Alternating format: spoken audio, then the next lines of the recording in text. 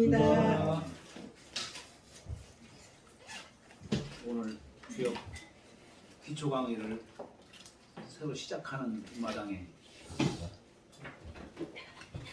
제 딴에는 한번 예전에는 그냥 기초를 그냥 간단하게 하고서 본문을 들어갔었거든요. 근데 이번 계제는 한번 좀 주역 기초를 좀 튼튼하게 좀 다질 수 있는 그런 계기를 마련해 보자 하는 이런 생각을 좀 갖고 제 나름대로는 조금 더 상세하게 나갈까 생각을 합니다. 여기에 같이 부흥에서 여러분들께서 이번 기회에 한번 주역의 어떤 그런 기초를 정말로 튼튼하게 다질 수 있는 그런 계기로 좀 삼아주셨으면 합니다. 그냥 취미 삼아서 공부하신다 생각하지 마시고 한번 이번 기회에 내가 한번 주역을 제대로 공부해가지고 한번 주역 강의도 한번 해봐야겠다 이런 생각을 갖고서 좀 하시기 바랍니다. 주역이라고 하는 학문이 규모가 있는 학문이죠. 그래서 뭐 다른 글들은 그저 대개 수신제약으로서 주역을 대하지만은 참 수신제약으로서 이런 고전을 대하고 뭐 인문을 접하지만은 이 주역은 규모가 있는 학문이기 때문에 단지 수신제약 어떤 그런 뭐 그런 측면도 물론 있죠, 많이 있죠. 그러나 그것을 넘어서 그야말로 경세지학으로 이 주역을 대해 주시길 바랍니다.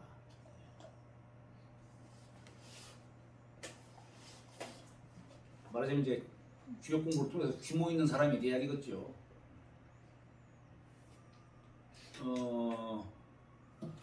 제 이 강의는 책자를 중심으로 좀 하려고 해요. 제가 이번에 주역 기초를 시작하면서 좀 두 가지를 한번 생각을 해봤어요. 좀 더 기초를 이렇게 튼튼히 공부할 수 있는 그런 기간으로 한번 삼아보자 하는 거 하고, 또 한 가지는 이 책자가 이게 나온 것이 한 20여 년이 됐는데 제가 이걸 할 줄 모르다 보니까 그러다 보니까 20년 전에 쓰여져 있는 어떤 그 뭐 잘못된 글자들 뭐 이런 것 등등, 또 문맥도 어색한 부분도 많이 있고 그런데도 불구하고 그것을 교정을 못했어요. 이게 어찌 보면 참 부끄러운 얘기인데, 그래서 이번 계제에 한번 이 주역 기초 서적을 한번 대대적으로 한번 이렇게 고쳐서 좀 더 나은 책자로 한번 좀 만들어 보자. 그래서 지금 어찌 보면은 이 시중에 나와 있는 기초 서적들도 많이 있지만, 그러나 정말로 주역에 입문하는 사람들에게 정말로 바른 길잡이가 될 수 있는 그런 책을 만들어보자. 입문 서적으로서는 교과서라고 해야 될까요? 그런 책을 한번 만들어보자 라는 그런 생각을 하고 이번 기초 강의 기간 동안에 한번 그 위주로 할 거니까 여러분들께서도 가능하면 공부할 수 있는 거 좀 많이 좀 공부도 좀 하시고, 그리고 의심나는 것들 괜찮으시면 뭐 주역에 관련한 뭐 직관적인 그런 얘기를 다 뭐 질문도 좀 해주시고, 그러면 뭐 제가 모르더라도 성심성의껏 또 답변도 할 테니까요. 여하튼 이번 기초 강의가 좀 그야말로 교학 상장의 그런 계기가 됐으면 합니다.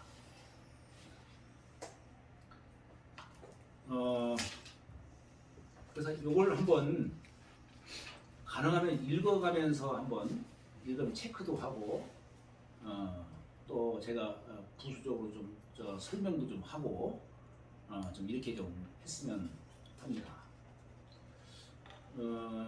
우선 이 주역이라고 하는 학문이 도대체가 사람들이 뭐 주역하면은 많이 배우고 싶어 하고 하는데도 불구하고 좀 배우기에 좀 어려워하는 그런 부분도 많이 있어요. 그러나 그럼에도 불구하고 주역하면 좀 신비로운 학문으로서 여기기 하고 그렇게 하는데 이 도대체 이 주역이라고 하는 학문이 대체가 어떤 학문이길래 사람들이 그렇게 정말로 숭배하는 그런 학문이 되느냐. 지금 여기라는 글자가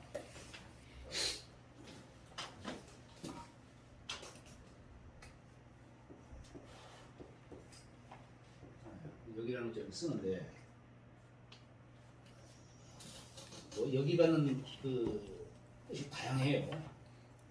오랜 역사가 이게 흘러온 그런 책이다 보니까 이거에 대한 정의를 내리는 것도 뭐 한두 가지가 아니죠. 여러 가지가 있어요. 거기 뒤에 가면 이제 그런 설명도 나옵니다만은, 그러니까 대개는 전통적으로 1월 위 여기다 해와 달을 여기라고 합니다. 이렇게 보통 정의를 내립니다. 하늘과 땅이 있다라고 한다면은 해와 달이 운행하면서 세상을 비추죠. 그러니까 이 주역이라는 책은 결국 뭐냐? 천지 자연의 이치를 밝힌 책이다 이렇게 얘기할 수 있어요. 공자는 이것을 명도지서라는 말을 써요. 명도, 도를 밝힌 그런 책이다 이렇게도 얘기를 합니다. 그러니까 천지 자연의 이치를 밝힌 책을 주역이라고 하는데, 또한 해와 달의 역할은 또 무슨 역할을 하냐면은 그냥 비추기만 하는 게 아니죠. 세상을 길러요. 그러니까 이 역이라고 하는 것은 세상을 밝히는 단지 어떤 이론서로서만이 아니고 세상을 기를 수 있는 그런 책으로서도 충분히 할 수 있는 그런 책이다라고 이렇게 말씀드리고 싶어요.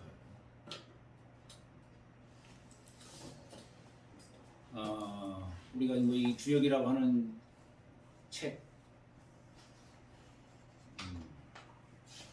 아마 우리 인류사에서 주역보다 오래된 책이 없다라고 해도 과언이 아니겠죠. 물론 우리가 주역하면은 보통은 주나라의 역이다 이렇게 얘기를 해요. 주나라의 역이다. 그러나 이게 주나라 시대의 은말 주초 시대죠. 은나라 말기, 주나라 초기. 은나라 말기 문왕이 그것도 감옥 유리옥이라고 하는 감옥 속에서 이 주역을 저술하셨는데,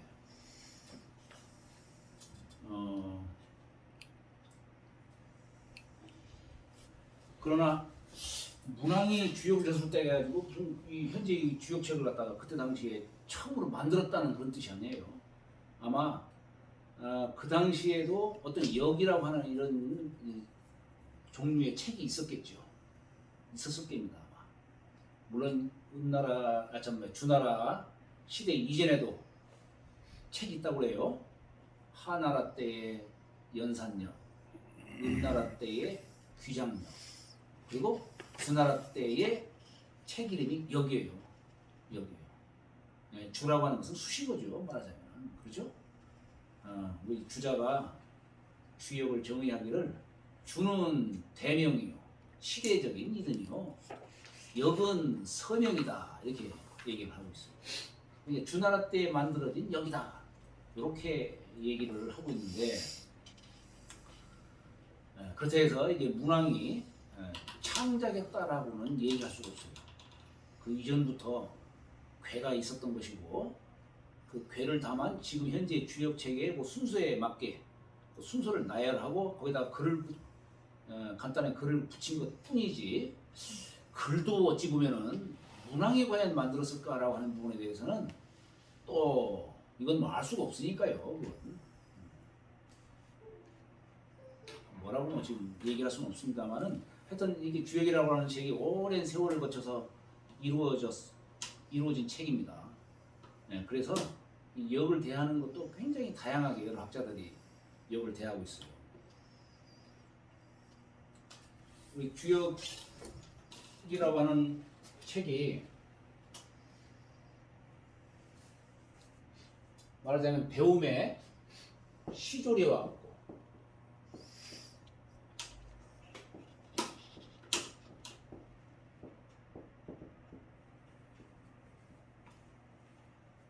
종조리와 같다. 이런 말을 써요. 이게 뭐냐면 배움의 시작처를 말하는 거예요. 학문의 시작처로 삼을 수 있는 것이 주역이다 이런 얘기예요. 네, 학문의 시작으로 삼을 수 있는 게 주역이고 또 학문의 완성처로서 역시 주역 속에서 그러니까 주역 속에서 학문의 시작과 완성이 거기에 다 있다. 이렇게 얘기할 수가 있는 겁니다. 그래서 보통 우리가 이 주역의 그 위상으로 얘기하자면은 우리 보통 육아에서 뭐 사서, 삼경, 사서, 오경 같은 걸 얘기하죠. 우리가 사서, 삼경 하면은 대학, 중용, 논어, 맹자, 정자는 대학 다음에 논어를 읽고 맹자를 읽고 중용을 읽어라 이렇게 얘기를 해요. 그러나 건 뭐 학자마다 뭐 다르니까 뭐 순서를 굳이 꼭 고집할 수는 없고 거기에다가 이제 시경, 서경, 역경 이걸 사삼경이라 하는데 오경은 거기에다가 춘추와 주역까지 다 합해서 오경이라는 말을 붙입니다. 공자 당시에는 육경이라는 표현을 해요. 공자께서 도를 전하시고자 세상을 이제 수레를 타고 돌아다닙니다. 그래서 우리가 주유열국이다, 천안천하다 이런 말을 쓰죠. 네, 그런 말을 쓰는데 그러다가 공자께서 늙음하게 이제 마지막 가신 곳이 우인나라예요. 우인나라. 그리고 거기에서 이제 내가 더 이상 도를 펼치기 어렵겠구나 해가지고 말년에 고향인 노나라로 돌아오십니다. 이게 68세 때 일이에요. 68세. 그래가지고 이제 노나라에 돌아오셔가지고 후학을 양성해요. 그것을 그래서 뭐라고 표현하고 있냐면은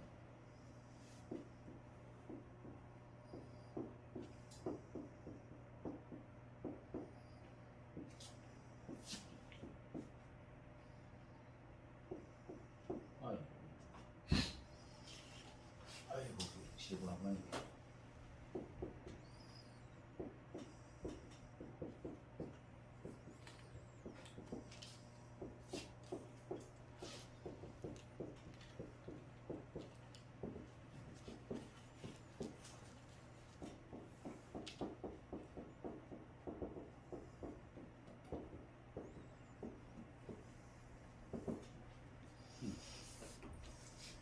산시서 이게 깎을 산자예요. 시경과 서경을 깎았다 이런 얘기예요. 당시에 전래되어 오던 책이 시경과 서경이라는 책이 있어요. 그 공자가 지은 게 아니고 공자 당시에 이미 그 당시에 있었던 책입니다. 이 책들을 불필요한 부분을 깎아서 없애고 필요한 것만 전했다 이런 얘기예요. 그리고 정예약 예기와 음악을 정리하셨다 이런 얘기예요. 예기와 음악을 정리하시고 그러니까 우리 시서예악 이것은 공자 당시에 이미 있었던 교과서들이에요. 유학자들이 공부하는 교과서들입니다. 공자가 지은 책이 춘추라고 하는 요 하나요. 수, 춘추. 우리가 이 수라는 말은 지었다는 뜻이에요. 그래서 우리가 수축이다 하면은 축문을 지었다 이런 뜻이에요. 그 다음에 찬주역이라는 주역을 찬자가 도울 찬자입니다. 도왔다 이런 얘기. 자, 이게 왜 이런 표현들이 나오냐면은 우리가 이 주역을 얘기할 때에 이 춘추라는 것과 이 춘추라고 하는 것을 우리가 눈여겨보지 않을 수가 없어요. 이 춘추라는 책이 이제 공자가 직접 지으신 건데 저기 고문진보에 보면은 한태지 선생이 예, 인해라고 해가지고 기린해라고 해가지고 그 설명을 하신 대목이 있어요. 요 춘추라고 하는 글이 어떻게 지어졌냐면은 공자가 태어날 때에 함께 기린도 나타났어요. 공자가 태어나던 때 기린이, 여기서 말하는 기린은 무슨 뭐 아프리카에서 뛰노는 기린이 아니고 영물이다, 영물. 기린이 태어났는데 기린이 이제 산속에서 이제 풀도 먹고 뭐 이렇게 살았겠죠. 공자도 이제 뭐 세상 이제 돌아다니시고 그러다가 공자 70되시던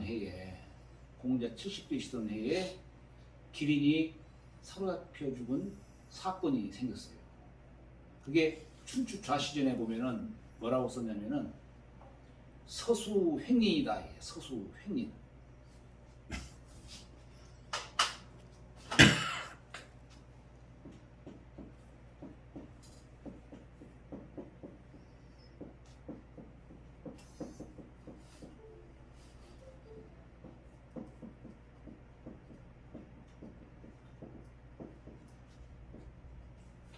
서수횡린. 이게 애공 14년도에 있었던 일입니다. 애공 14년에 춘추 좌시절에 보면 요 글이 있어요. 서쪽에서 사냥하다가 기린을 사로잡았다라고 하는 요 구절이에요. 이게 공자 춘추 70되시던 해예요. 그때가 공자가 이제 노나라로 돌아오셔가지고 이렇게 육경을 이렇게 쭉 정리를 하시던 중에 70되시던 해에 이렇게 기린이 잡혀 죽은 일이 생긴 겁니다. 사람들이 그 기린을 잡고 보니까 옛날에 이제 농한기 때에는 사냥을 많이 했어요. 그때 사냥을 많이 했는데 이 사냥하고 잡고 보니까 이게 이상한 짐승이 앞에 풀고 달리고 그러니까 사람들 도대체 이게 무슨 짐승인지를 모르겠다 싶으니까 사람들이 아이고 우리 마을에 공아무개 선생님이 계신데 그분이 잘 아시니까 그러니까 우리가 그분한테 가서 도대체 이게 무슨 동물인지 한번 감정을 받아보자. 그래가지고 공자께서 참 마을 사람들이 공자를 찾아갔어요. 그래서 아이고 선생님 저희들이 묘한 짐승을 잡았는데 도대체 이게 무슨 짐승인지는 모르겠습니다. 한번 선생님께서 알아봐 주시죠. 공자가 따라서 가보니까 당신의 분신과 같은 기린이 잡혀 죽은 거예요. 공자가 거기 눈물을 흘리시는 겁니다. 네가 어떻게 여기까지 왔느냐.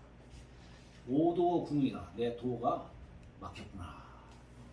당신의 분신과 같은 기린이 잡혀 죽었으니까. 그래서 공자가 더 이상 내가 이제는 글을 쓸 수 없다 해가지고 붓을 꺾었어요.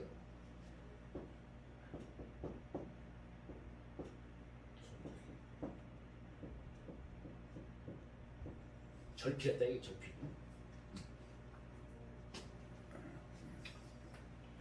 그리고서 쓰신 것이 춘추라고 하는 거죠. 그래서 한태지 선생이 이 춘추라고 하는 글을 해설하시면서 이 춘추를 뭐라고 붙이냐면 인경이다 해서 기린인자로 붙여요. 춘추를 또 다른 별칭으로 인경, 기린인자, 글경자, 인경이다 붙이는. 춘추까지 쓰고 절필이시네요. 그러니까 그 부분은 이제 정확하지가 않아요. 과연 기린이 잡혀 죽고서 글을 쓰신 건지 춘추를 지으시던 중에 기린이 잡혀 죽은 건지 그건 알 수가 없어요. 그건 알 수 없어요. 다만 공자가 글을 쓰신 것이 요 잡혀 죽은 그때까지 글을 쓰신 거예요.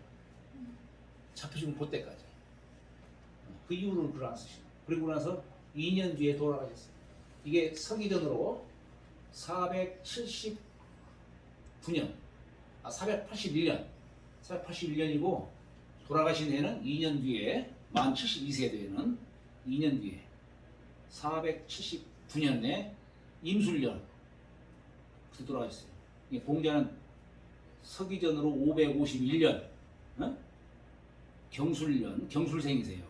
개띠에 태어나가지고 임술년에 돌아가셨어요. 개띠에 잡고 하셨어요. 만 72세 돌아가셨어요. 그러니까 이 춘추라고 하는 이 정신은, 이 글은 공자의 그런 애틋한 그런 정신이 담겨 있는 거예요.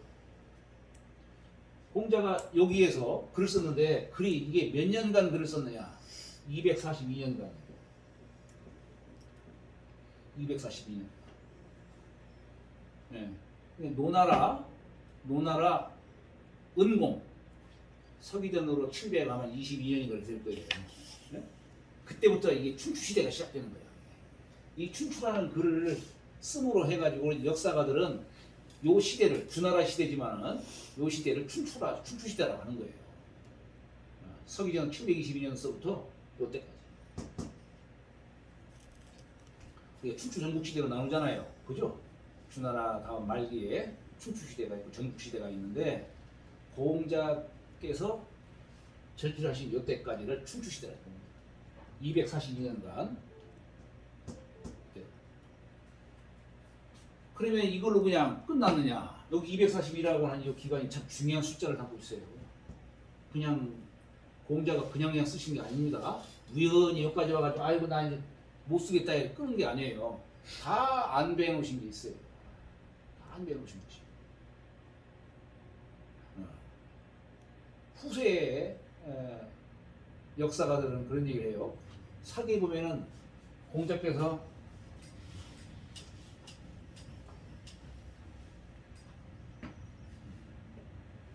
위편 삼전하셨다 이렇게 얘기를 해요. 많이 흐역하야 무금하게 역을 좋아하셔가지고 위편 삼전.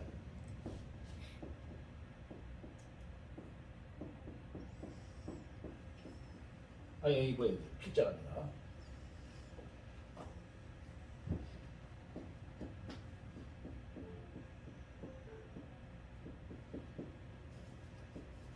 위편 삼전을 말 써요. 이게 가죽 위자예요. 가죽 위. 가죽으로 엮은 책 3번 끊어질 정도로 읽었다. 뭘 가리키냐면은 주역을 그만큼 읽으셨다는 뜻이에요. 이걸 두고 후세의 학자들은 아이고 이 주역이라고 하는 학문이 너무 어려워가지고 공자 같은 성인도 주역을 몰라서 위편삼전을 하셨다 이렇게 얘기를 합니다. 그러나 과연 공자께서 몰라서 그렇게 읽으시겠느냐? 그게 아니다 이런 얘기. 우리가 이 승인이라고 하는 성인성자,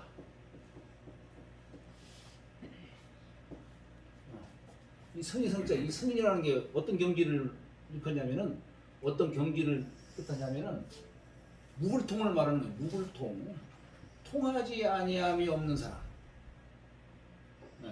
통하지 아니함이 없는 사람. 글자를 파자에 보면 여기 귀자에다 이부자가 있죠. 천간인자예요. 누가 무슨 얘기를 해도 그냥 딱 들으면 딱 통해버리는 거예요. 이걸 뭐라고 표현하냐면 성입신통.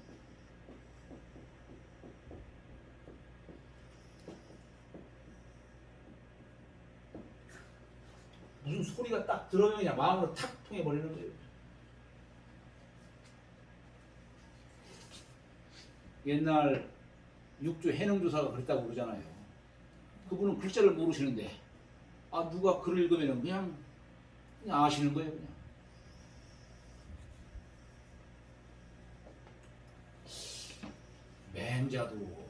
맹자에 그래 보면은 나는 지연하이냐 나는 말을 안다라고 했어요. 누가 무슨 말을 하면 안다 이거예요. 그리고 나는 선양 호연직이라는 잘 길렀다. 이거 맹자 하신 말씀이에요. 그런 거 보면 맹자도 참 통하신 분이다. 스스로 그렇게 스스로 하신 말씀이지만은 지연이라는 말이 그렇잖아요. 누가 뭐냐 탁 하면 그냥 알아버리는 거예요. 공자도 나이 60에 이순이다. 귀로 순하게 들었다 이런 얘기예요. 그 얘기는 뭐냐면 누가 뭔 소리 하면 그냥 알아버리는 거예요. 그냥. 이게 이순의 경지인 것이. 여기다 귀자 붙인 거예요. 누가 뭔 소리라도 그냥 다 알아버리고. 그리고 입으로 무슨 말을 해도 70의 종심소욕 분류구라고 했죠. 몸에 자기가 마음먹은 바에 따라서 행동을 하더라도 조금도 법도에 어긋남이 없었다. 이런 말씀하세요? 여기 이구자예요. 무슨 소리를 귀로 듣거나 입으로 말을 하는데 한치의 어긋남도 없고 세상에 가장 으뜸이 됐다 이게. 귀로 듣고 입으로 말하는데 으뜸인 사람. 이런 사람은 성인으로 보는 거예요. 이런 사람. 그런데 아니 승인의 경지가 이와 같으신 분들인데 그런데 주역을 뭐 몰라가지고 운쾌삼절을 했다라고 이 말이 과연 부합이 되는 얘기냐는 얘기예요. 이게. 대부분은 그렇게 설명해요. 근데 이게 우리 조부님이 야산 선생님께서 이거에 대해서 일찍이 나이 10세 때 의문을 품으신 거예요. 의문을. 아니 공자는 생이지지 하신 분이라고 하는데 후세 학자들이 생이지지라는 게 뭐예요? 그냥 알아버리는 거예요. 그냥 이게 생이지지요. 학이지지는 배워서 하는 것이고 곤이지지는 그냥 남들 10번한테 난 100번 해가지고 그냥 알아내는 것이 이게 곤이지지고. 네? 그런데 공자는 이렇게 생이지지 하신 분이라고 하는데 근데 그걸 몰라서 이렇게 했겠냐는 얘기예요. 이게 야산 선생님이 12세 때에 품었던 의심점이에요.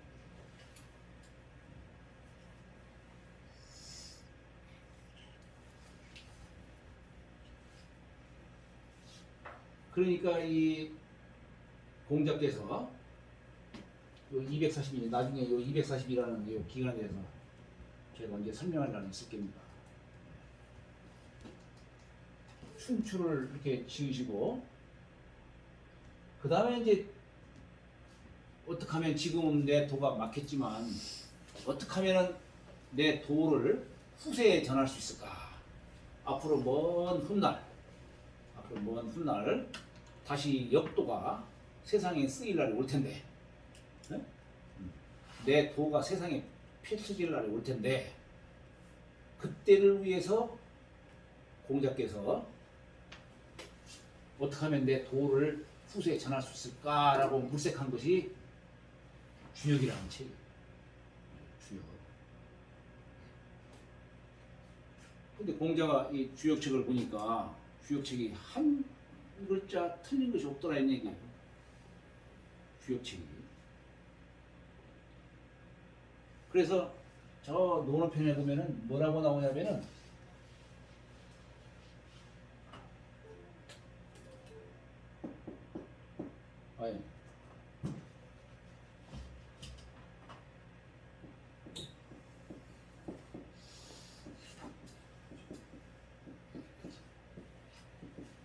수리부자.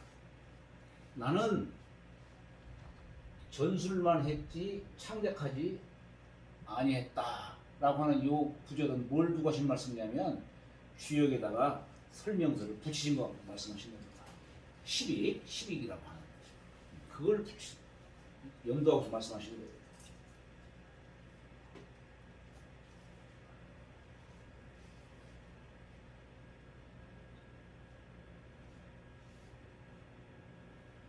그러니까 여기에 이 찬이라고 하는 게 바로 그거예요. 이게 도울천자지. 예? 공자는 주역에 대해서는 공자가 창작했다라고는 안 하는 겁니다. 그래서 대개 우리가 우리 주역의 저자로는 대개 몇 분을 말씀을 합니까? 네 분이죠. 네 분이에요. 첫째, 복구씨. 복구씨. 복구씨는 저기 옛글에 보면은 서기전으로 3528년 전 분이라고 이렇게 나오죠. 서기전으로. 그때 이 복구씨가 말하자면은 역을 전하십니다. 아마 이 역이라는 글자가 이 역이라는 글자 누가 만들었을까? 라고 생각한다면은 아마 복구씨가 만들었을 것이다.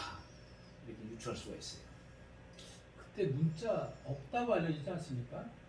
그 시기에는 복희 씨가 아, 이와 똑같은 문자 형태는 아니었겠죠. 그러나 우리가 이건 우리가 문헌상에서 복희 당시에는 문자가 없었다 이렇게 얘기를 할 수 있는 것이지. 어쨌거나 우리가 이 복시 때에 팔괘가 복시가 전해지고 팔괘를. 그 다음에 하도 낙서 이것도 복시가 전하신 거예요. 이것도 음양학과 음양과 오행론을 말하자면 전하신 거죠. 그래서 복시를 인문지조다 이렇게 표현해요. 인문지조다. 인문의 시조시다 이렇게 얘기를 한 겁니다. 그리고 나서 이제 훗날 이제 문왕은 대개 서기전으로 1100년 전 정도 분이에요. 1100년 정도. 그러니까 복시 시대로 말하자면 2000년, 400~500년 차이가 나요. 문왕께서 이게 오늘의 주역책을 전하셨다 이거예요. 이게 주역책을 창작하신 건지 아니면 이미 있었던 글을 문왕이 쓰신 건지 사용을 하신 건지 사용을 하신 건지 그건 알 수가 없어요. 우리가 문왕 팔괘 하지만은 문왕 팔괘를 과연 문왕이 만드셨을까? 라고 한다면은 여기에 대해서 누가 문왕이 만들었다라고 얘기하는 게 아무도 없어요. 그러면은 우리가 보통 문왕 팔괘, 문왕이라는 거기다가 팔괘에다가 문왕이라고 이름을 누가 붙인 것 뿐이지 문왕이 실질적으로 만든 건 아니다 하는 얘기예요.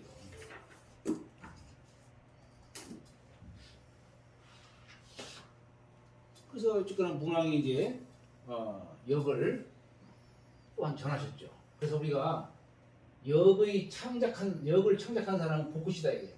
그래서 복구시는 자격자라고 얘기를 하는 것이고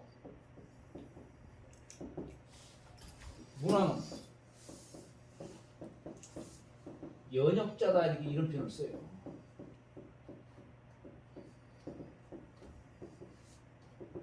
연역자다. 이 연이 뭐 넓힐 연자죠. 역도를 넓혔다 이런 얘기예요. 역도를 넓혔다. 여기 자격은 역도를 지었다는 얘기고 창작했다는 뜻이고 여기는 역도를 넓혔다 이런 뜻입니다. 공자는 찬역자다 이런 표현을 써요.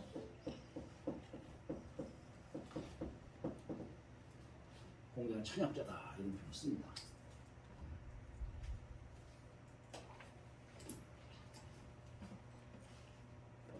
그게 창작하신 분 아니다 이런 얘기예요.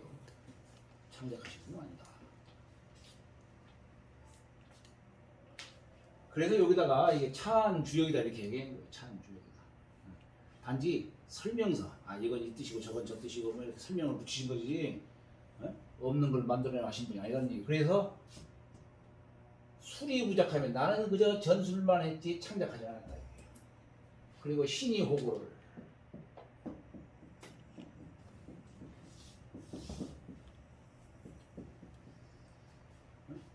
믿고서 옛 것을 좋아했다. 공자께서 믿고서 옛 것을 좋아하는 것은 난 누구에도 난 뒤떨어지지 않는다. 이게. 절비와 노팽하노라. 이게 우리 여기 보면 그 구절 있어요. 신이 술이 부작하이며 신이 호고를 절비와 노팽하노라. 나는 창작은 안 했고 그저 믿고서 옛 것을 좋아했다. 이거에 대해서는 나는 노자나 팽유 800살을 사셨다 하는 팽유 같은 분과도 나는 견줄 수 있다. 어? 이거에 대해서 그렇게 말씀을 하셨죠. 그래서 이게 참 육아에서는 이 수리부작의 정신이 육아에서는 아주 중요한 사상으로 전해지는 겁니다. 우리 뭐 누구 뭐 사문난적이니 뭐니 해가지고 막 죽이기도 하고 그랬잖아요. 그죠? 사실 이 정신이에요. 어찌 보면 이 정신. 함부로 고치지 말라 이런 얘기예요. 함부로 고치지 말라. 성함께서 뭔가 또 비판적인 비판 아니고요. 질문이 예. 수리부작이가 문안과 주공의 글은 안 건드렸지만 예. 시빅은 쓰셨잖아요. 그렇죠. 작을 했지만. 예. 그러니까 나는 원판은 안 건드리고 시빅은 내가 썼다지 않습니까? 예. 근데 선생님 말씀을 들어보면 시빅조차도 부작의 영역처럼 느끼게 그렇죠. 말씀하시는데 보충 설명하신 거로 보면. 보충 설명을 그래서 자기라고 해야지 그걸 수리부작에 넣으면 안 되지 않습니까? 원판을 지켰다. 예. 하지만 시빅은 공자 거죠. 예. 그렇지. 그런데 그래서 시빅을 후세학자들은 거기다 뭐라고 붙이냐면은 시빅전이라는 말 써요. 전. 네? 성경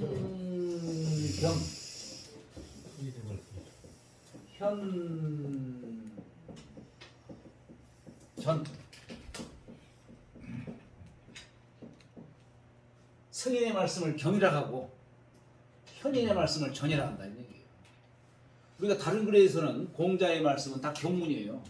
경문, 성인의 말씀으로서 그냥 숭상하고 경문을 하는데 주역에서만큼은 공자의 글은 경이라고 하지 않고 전이라고 하는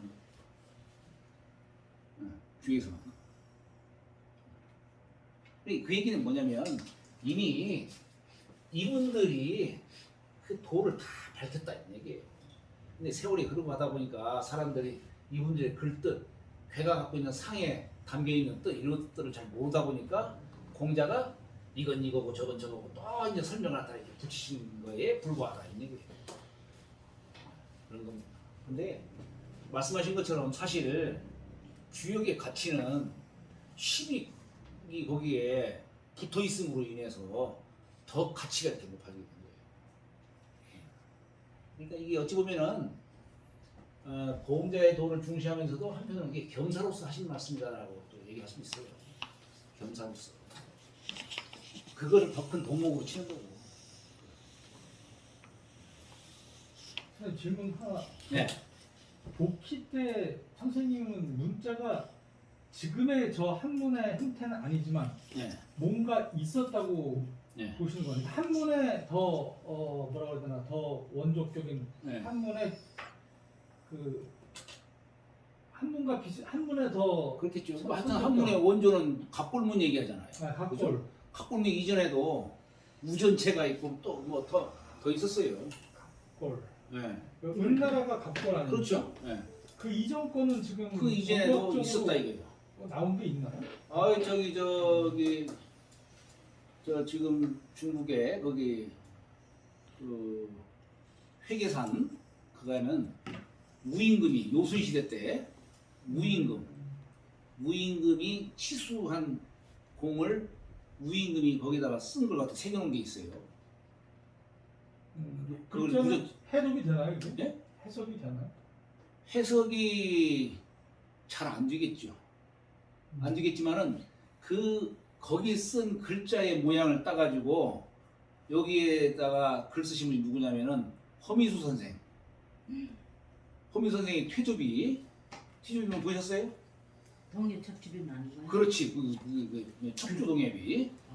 척추동예비. 언제 한번 가보세요. 제가 그걸 한번 해설을 해놓은 게 있는데 그게 거기 있어요? 그럼 삼척지역에 한번 가보세요. 삼척지역에.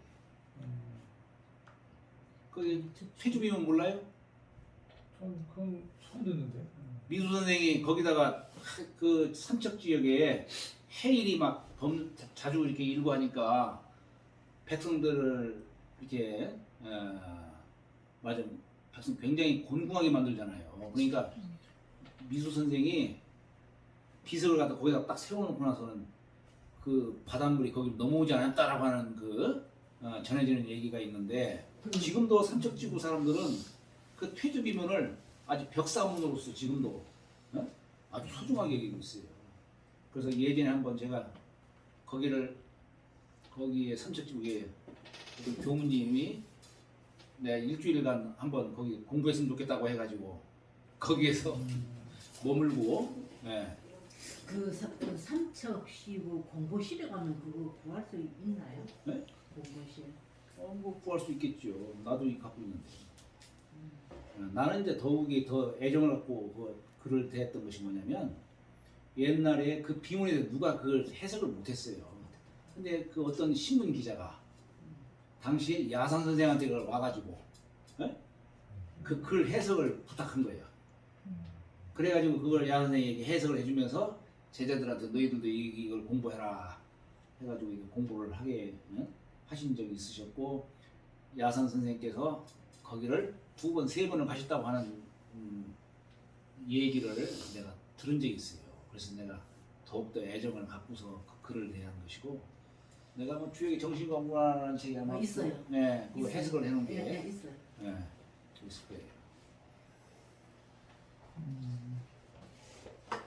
복희하면 복희가 뭐 일획을 그었다. 뭐 네. 이렇게 하고 문자가 없었던 것처럼 주로 이렇게 많이 아니 얘기를 그러니까 이 해서 문자라고 하는 것이 오늘날에 이게 모양이 좀 다르긴 하지만 있었다는 거네. 그렇죠. 네. 그때 당시에 복훈씨는 아마 이 괴상을 갖고서 했겠죠. 괴상을 설명하는 텍스트가 있었다는 얘기네. 아니 이 문자가. 괴상 자체로 했을 수도 있겠지. 그러면 그 문자 예를 들어서 없었다는 거죠. 우리가 이 문자 이전에 서계 문자 이전에 결승 문자라고 하는 거 있었어요.